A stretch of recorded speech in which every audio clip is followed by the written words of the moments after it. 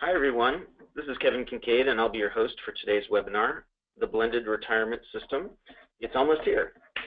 The presenter today is Mike Meese, Chief Operating Officer and Secretary here at AFMA.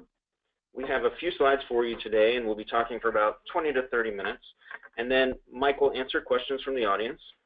If you have any questions, please type them into the questions block on your screen at any time.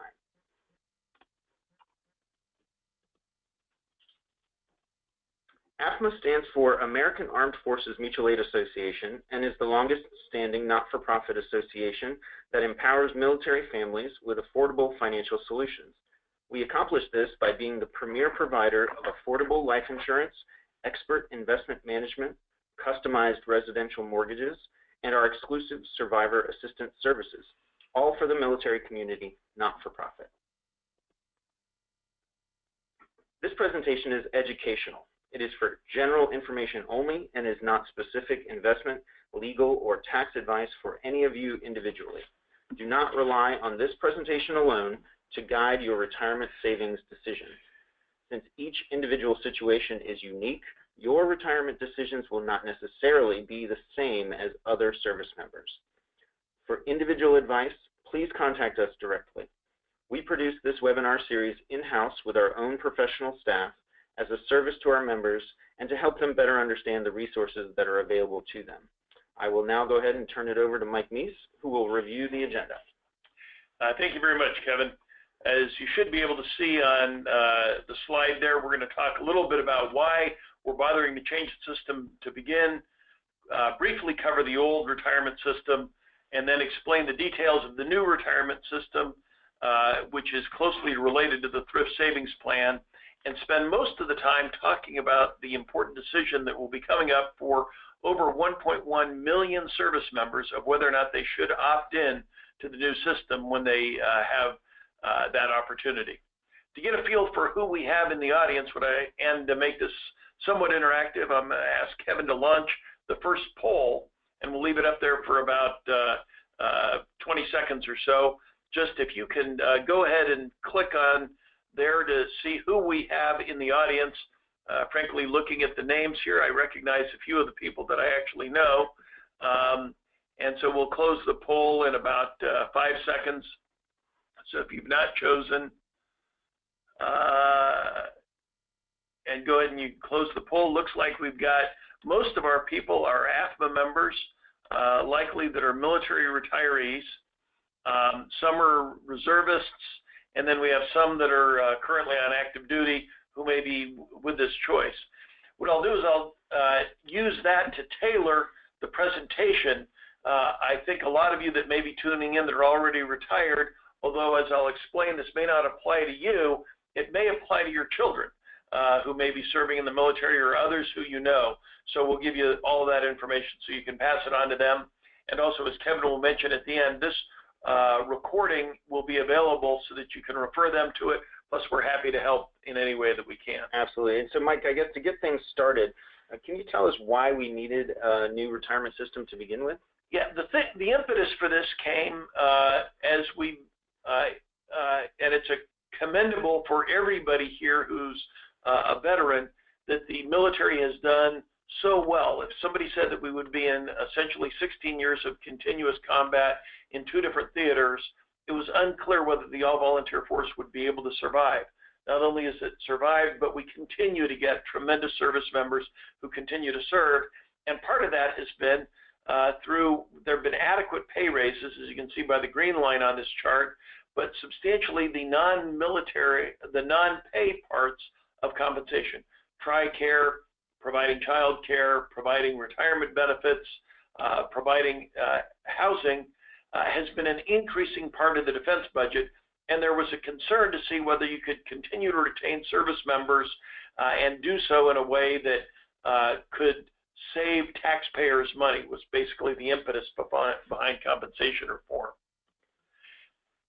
The way that started was first with the Defense Business Board that came up with a proposal which got the conversation started. Some folks that worked for me up at West Point when I was on active duty put together a proposal for restructuring the military retirement system that was later published by the Army War College.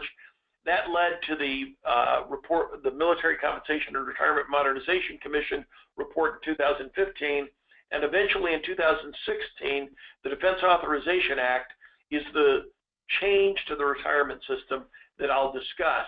It really is the first major change to the retirement system since World War II, and has several different effects on it. So maybe for just some context, can you tell us more about the existing system?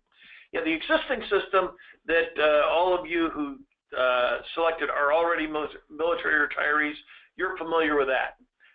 Basically, you only get paid if you make it to the military retirement, normally 20 years, and then you get paid, in most cases, your high 3 average salary times 2.5% for each year of service, again, beginning with 20 years.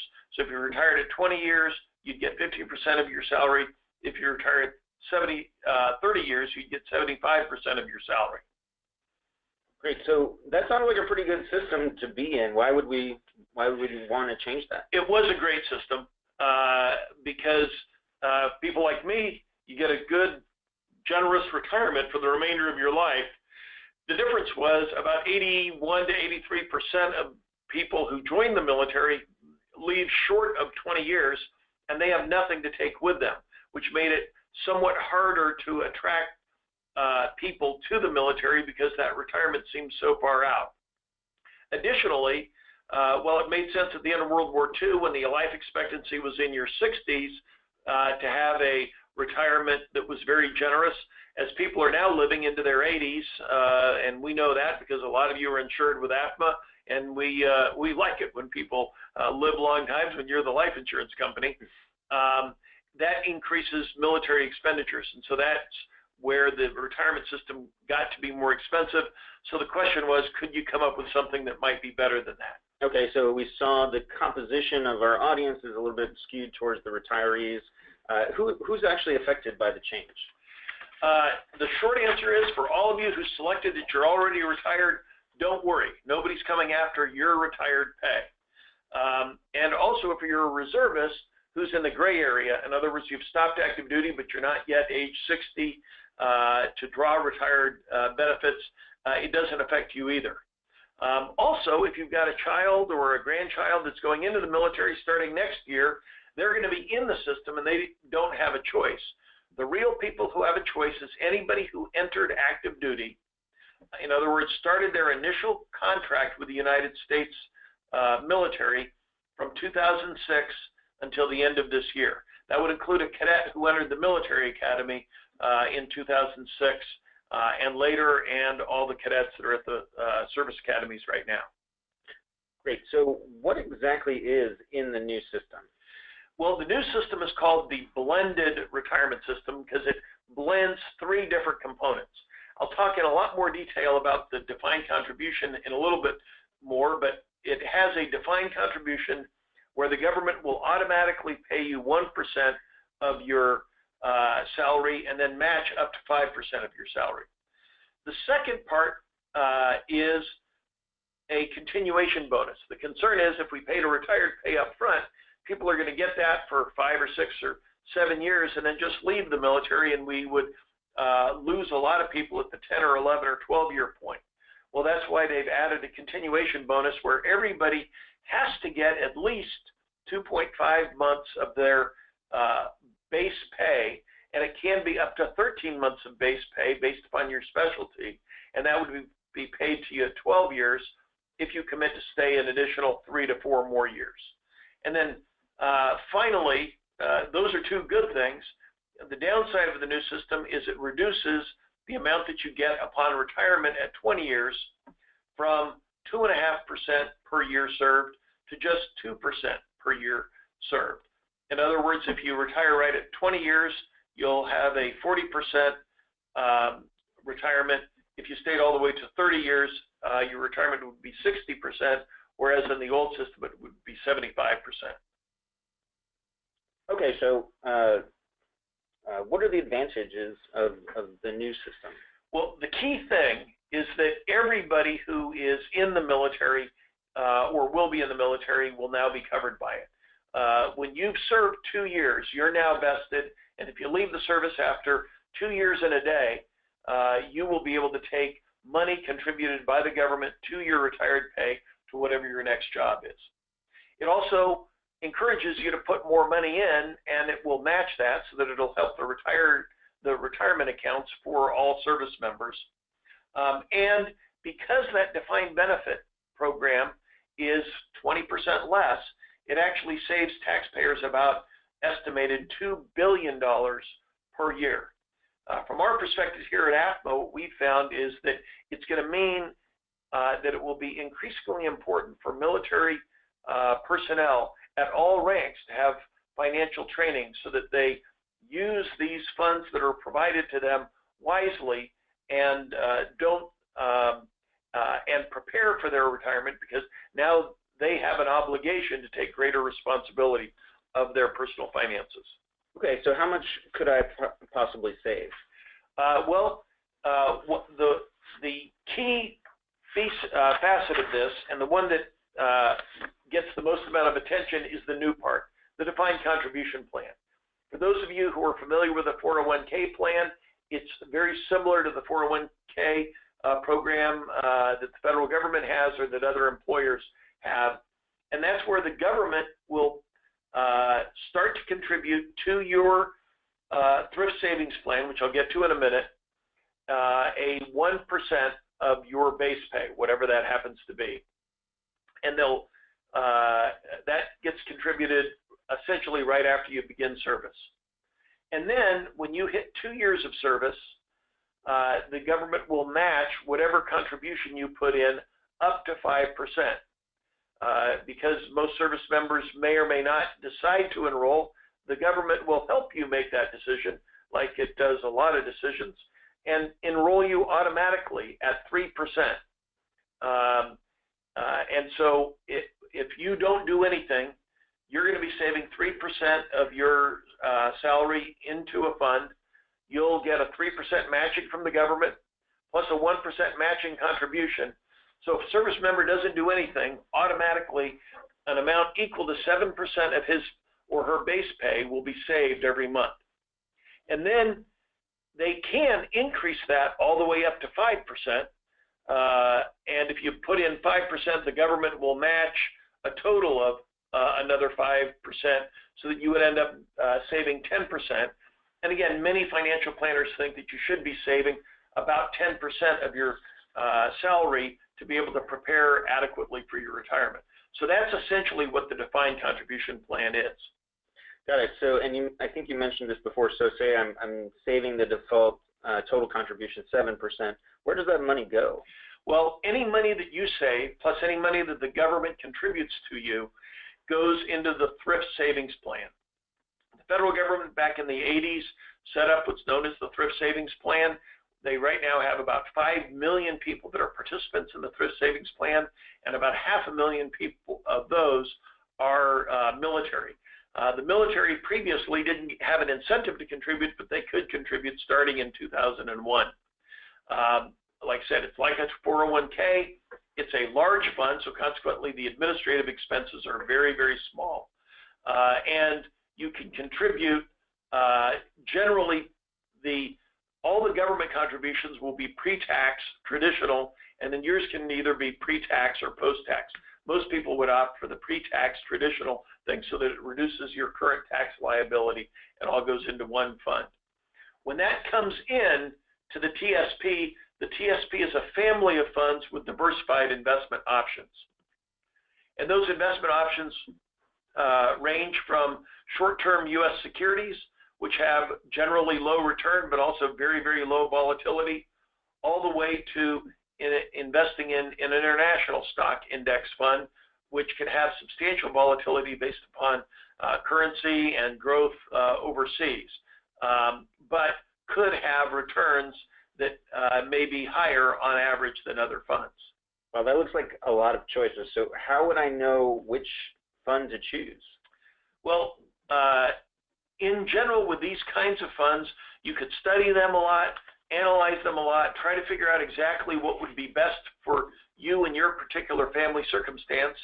Or, again, the government has set up essentially a default option for you, and that's called a lifestyle fund based upon what your target date is for when you're going to retire. So again, if you don't do anything, you will automatically be enrolled at 3%. The government will have 1% automatic matching and 3% matching of that 3% you put in, and 7% will automatically go into the lifestyle fund that is at a target date closest to when you're going to turn 62. So if you're going to turn 62 about the year 2040, you'll be in the L2040 fund, and a series of people at TSP will have determined what's the best mix of those funds to be able to prepare you for year 2040. The mix right now for somebody in 2017 that's not going to retire until 2040 is probably going to be likely more into stock funds, the C fund and the S fund, which have a lot more volatility, but are likely to have higher average returns between now and 2040. And then when it gets to be 2034, 2038, 2040, as you're about to retire, those funds will automatically rebalance into the G funds and the F funds to preserve the gains that you've had so that you don't end up losing a lot of your TSP right as the point where you're going to retire. Again, you can choose where it goes among which lifestyle fund you want to be in, or decide to individually invest among those funds. But the TSP gives you the options for all of those funds. So is it possible that when I get to retirement, I might actually have more money available to me than I would under the current system? That is possible. And in fact, the Military Compensation Reform Commission has a bunch of charts in the back, and I've included 2 of them here.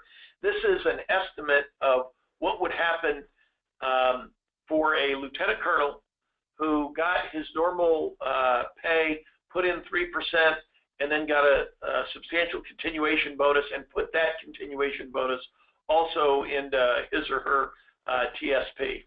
As you'll note, if he stayed under the current blended retirement system, he'd get a lot of money in the defined benefit plan, $711,000, but he'd only get $569,000 in retired pay under the new plan.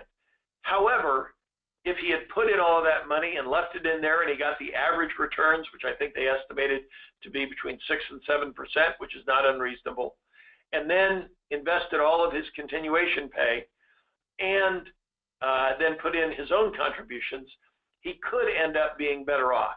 Again, this is very sensitive to the assumptions that are made. It could be higher or lower, but the concept is that service members could be just as well off under this new system, again, provided you put it into the right kind of program and that the market returns return what they have over history. Great. And so just for everyone's knowledge, if you want a copy of these slides, they are available in the handouts section of your panel.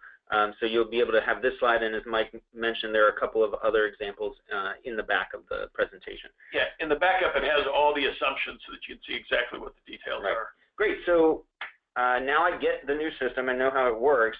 How do I know if I have a choice? Well, as I said, if you've got less than 12 years of service from your date of initial entry of military service, and that's written on the leave and earnings statement for any military person, you have the choice. If you're a reservist, you may not have 12 full years of active duty, and so they count it by retirement points. 4,320 retirement points is the equivalent of 12 years. In general, that means a reservist will have more than 12 years of combined active and reserve service and have the option to be able to go in.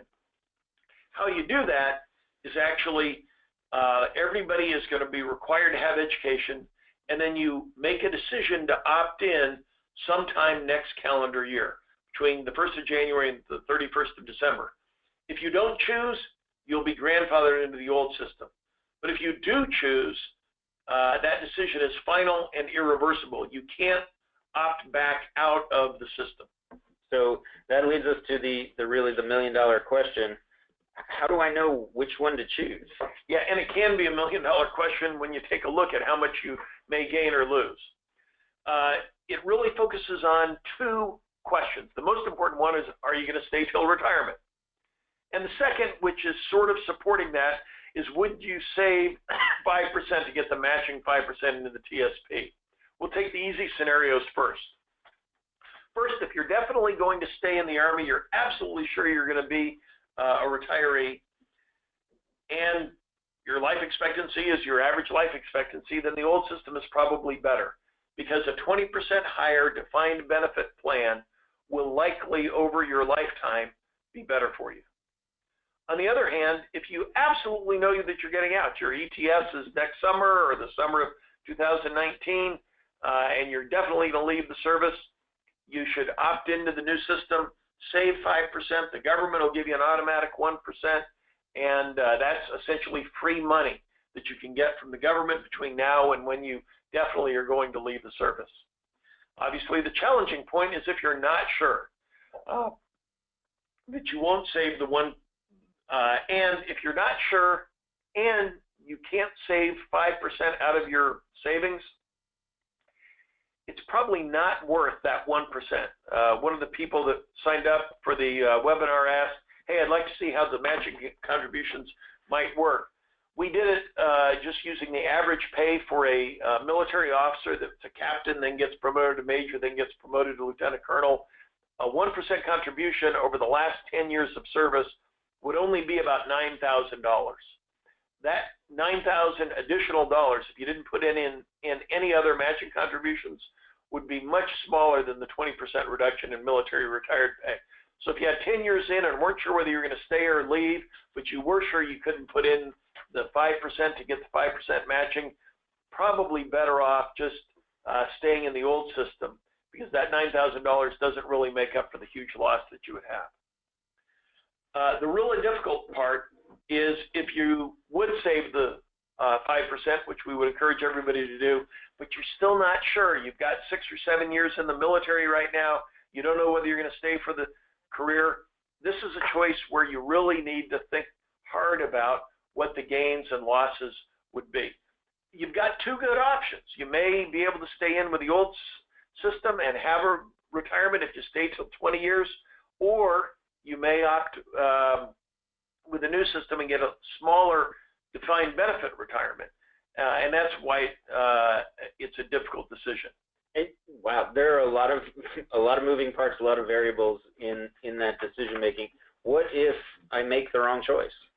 Yeah, that's what we found to be an effective way to think about this when I've been counseling our AFMA members. If you, for example, said, hey, I'm not sure right now, I'm going to stay in the old system, and then 3 or 4 or 5 years later, you decide to get out, what's going to happen to you? Well, you're basically the same as you would be today. If you decided to get out after 3 or 4 or 5 years, you'd get no matching money from the government, you'd get no retirement salary, you just leave the military with no contributions to your retired program. Again, it's not any different than you are today. You're not worse off than you were before you had this option, but you just happen to have, in this case, made the wrong choice. On the other hand, again, assume that, gee, you've got 6 years in the military, seems like a good deal, but I don't know whether I could stay for a long time. I'm going to choose the new system, the blended retirement system. If you did that, you'd automatically get your 1% automatic contributions. We would encourage you, and if you're going to do this, I really think you should save the full 5%, get a full 5% matching. You stay in the Army for 4 or 5 more years, and then you get the choice to get in or get out. Hopefully at that time you've got a great battalion commander or a squadron commander who encourages you to stay in, and then you stay all the way to year 20. When you get to year 20, you'll say, wow, if I could have redone everything 8 years ago, I might have chosen to stay in the more generous defined benefit plan. But in the meantime, you've been saving a lot of money in your defined contribution plan, and you still have a very generous retirement program at 2% for every year served. So there is the least bad option if you make the wrong choice is probably to opt in to the blended retirement system. You may end up slightly regretting it later, because, boy, if I knew that I was going to stay in, I would have made a different decision. On the other hand, you still will have a pretty robust retirement system, especially compared with any other pension system from any other program. Well, that seems a lot clearer now. What else can I do to be better prepared to make the decision? Well, I think most people have already, at least if you're on active duty, you know that there's a DoD website, and we have a link to it there. You can just Google it and find it. There's various calculators out there that can help you do some of the calculations, but a lot of those are relatively static. Feel free for any AFMA members or anybody, just send us emails, go to the AFMA Intel Center. We've got 3 really good information papers, especially if you're a guardsman or a reservist. It's a little bit different rules there because it has to do with points and not years. And so we encourage you to go to afma.com. The other part is what really happens with this, and I think the military is absolutely ready for it, is to take charge of their personal finances and their retirement. As we describe what AFMA is, we try to help people support their own financial independence. And we believe that financial independence is composed of 3 parts: your budgeting, your savings and investing, and you're protecting what you've saved through life insurance. That's why we have folks to help you budgeting. We've got AFMA Mortgage Services. We've got a great wealth management team that can help with the savings and investment part. And again, many of you have AFMA life insurance that helps protect your family. So that it's important that you take charge and do the research that's necessary to be able to achieve your financial objectives. Great. So why don't we go ahead and do one more poll and put everybody on the spot now that you've got this great education from Mike. At this point, if you can answer the poll showing on the screen now, which system do you think you'd probably choose? And for those that you are retirees, right, you can vote for your children if that's what you were going to do. So looks like about half of our people out there. Let's see. So people, I think the retirees are choosing for their children. Some, again, it's interesting to have slightly more than half are in the old retirement system and a little less than half in the new blended retirement system. Again, a lot of that depends. That may be wishful thinking if you're voting for your children that they'll stay in for a career and not move into your basement. But it's interesting to see that. Great. Why don't we close the poll there and open it up to any questions that have come in? Yeah, so thanks, Mike, again, and great presentation. I hope everybody got a lot out of it. We are going to open it up to questions now. We've collected a few questions already, but please don't hesitate to submit your own by typing them in the questions block on your screen. As the COO and Secretary, Mike oversees AFMA life insurance business as well as all membership-related issues. Okay, so the first question we have here, I'm very interested to learn how SBP will be handled under lump sum assumptions taken at retirement. Yeah, good question. SBP there's no change to the way that SBP works. For those of you that are not familiar with it, the Survivor Benefit Plan provides an annuity for a spouse because when you die, your retirement pay ends. However, you can pay up to you pay 6.5% of your retired pay in while you're alive, and then when you pass away, your spouse will get 55% of your retired pay. That rule still applies even under the blended retirement system. The difference is your retired pay will be proportionally smaller, and so consequently you'll pay a smaller deduction for SBP, and your spouse will get a smaller payout, 55% of a smaller number. In a sense, you get a little bit more control, and there may be fewer people opting into SBP because if you've done very well with your defined contribution plan, your spouse is presumably the beneficiary of that 401k TSP defined contribution plan. And so when you get to be in your 60s, when you get to retire, what you would want to do is come to AFMA or to another financial planner and show them, hey, here's all my money in my 401k. do I really need SBP as part of a retired program or not? But the actual rules of how SBP works will not change. Great. What a great question. Here's another one, and you covered this a little bit briefly, that reserve is treated a little bit differently. Can you talk about how this would relate to reservists, especially in that zone? This one says less than 8 years of service, and specifically about pilots who need to make a decision about separating as soon as they satisfy their flight training commitment. Again, if you're sure you're going to separate, it probably makes sense to opt into the blended retirement system. And again, everybody has to kind of look at it personally. Where do you think of your reserve retired pay to contribute to your overall financial plan? My father happened to be an Army reservist, retired after 28 years. His main retired pay is from his civilian job, and his military pay was just an extra kind of bonus there. If I was a reservist, I think I would likely look at the blend. I would look more favorably at the blended retirement program and probably put as much in there as possible, and perhaps as much into the TSP as possible. That way, you kind of use that as a supplemental retirement system in the defined contribution part of the program. And then that becomes something that you actually have a physical grip of. The fact that your military retirement, which is actually going to be smaller since it's just based upon your reserve years, the fact that that's 20% smaller of a smaller amount probably is less of an impact to you than it would be somebody serving for a full 20 or 30-year career on active duty. Why don't we go to some of these questions that came in from the audience? So will you still be able to borrow from your TSP if in the blended system?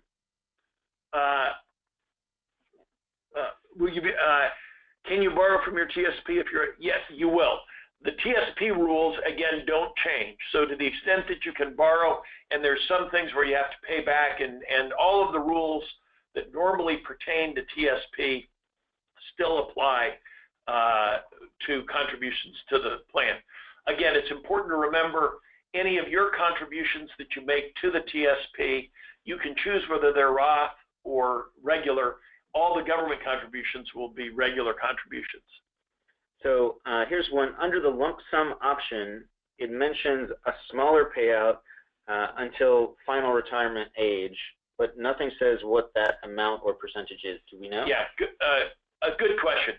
What I've described to you is the basic retirement, which is where you get a 100% retirement when you retire. There is an option that is included in this plan where you can take a 25% of the discounted value of future retirement payments, and it gets complex, which is why I didn't cover it broadly, because it is a separate economic decision that you would make when you retire. But let's say you're under the blended retirement program and you retire 12 years from now. And then at that point of retirement under the blended retirement system, they can say, okay, you're 42 years old.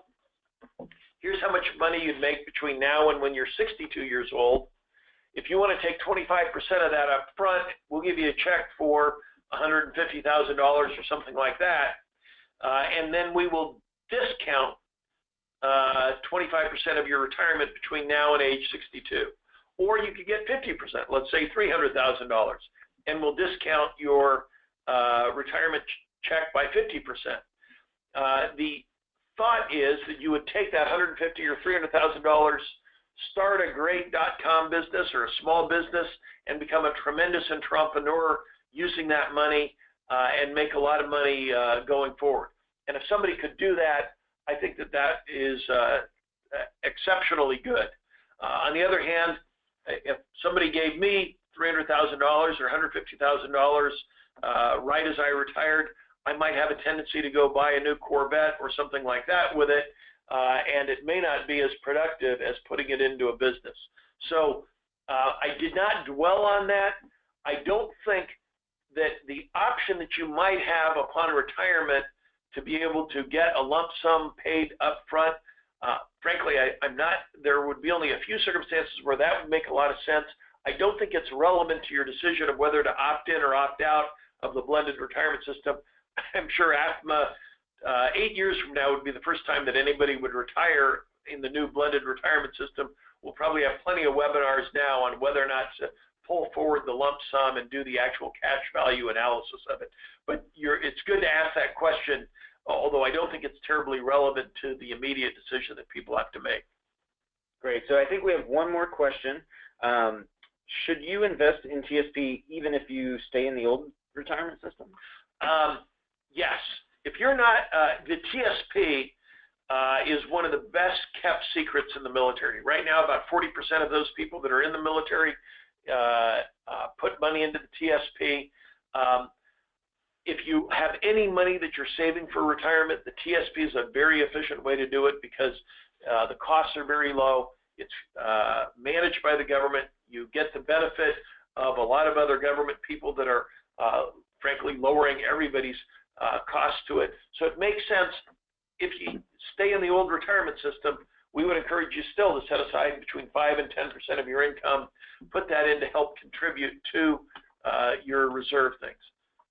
One more came in here, and so what's the difference between the continuous and the redux bonus? Yeah, good question that somebody put in there. In the current, the redux bonus goes away as we implement the blended retirement plan. People who were under redux could opt for a lower retirement and then get a special payout when they were between 12 and 15 years of service. That option goes away with the new blended retirement system because everybody opts into either one or the other.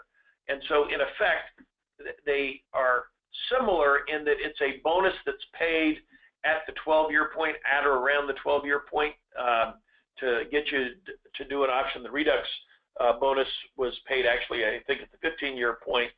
But the continuation pay, it used to be a difficult choice of whether you're going to take redux or not take the redux bonus. Now everybody gets a bonus. There's not a choice. It's just a good deal that everybody will have offered to them. If you decide to stay in the military for an additional 3 or 4 years at the 12-year point, you will get an amount equal to a minimum of 2.5 times your base pay, and then depending upon specialty, for example, I would anticipate pilots would get substantially more than that, all the way up to about 13 months of base pay. That's great. I think that's all the questions that have come in. Thanks again, Mike, for a great presentation, and those were some great questions as well. If we didn't fully answer your question, or if you think of another question later, please reach out to us at membership@afma.com. We'll go ahead and break here for now, but you can reach us whenever you need to. Please don't hesitate to reach out to us for assistance. We do this every day for our military community, and it is our pleasure. This weekend, you'll receive a follow-up email with instructions on how to access a recording of this presentation, and you can always register for future webinars and review past webinars at afma.com/webinars. Speaking of future webinars, be sure to join our colleagues over at AFMA Wealth Management and Trust in early November for their next webinar, and they'll be sending out an invitation in the next couple of days. If you found this information useful, we encourage you to please share it with your friends and family. Our membership grows stronger every year because you introduce those in your military community to AFMA. Thank you again for joining us today, and we look forward to our next opportunity to assist you.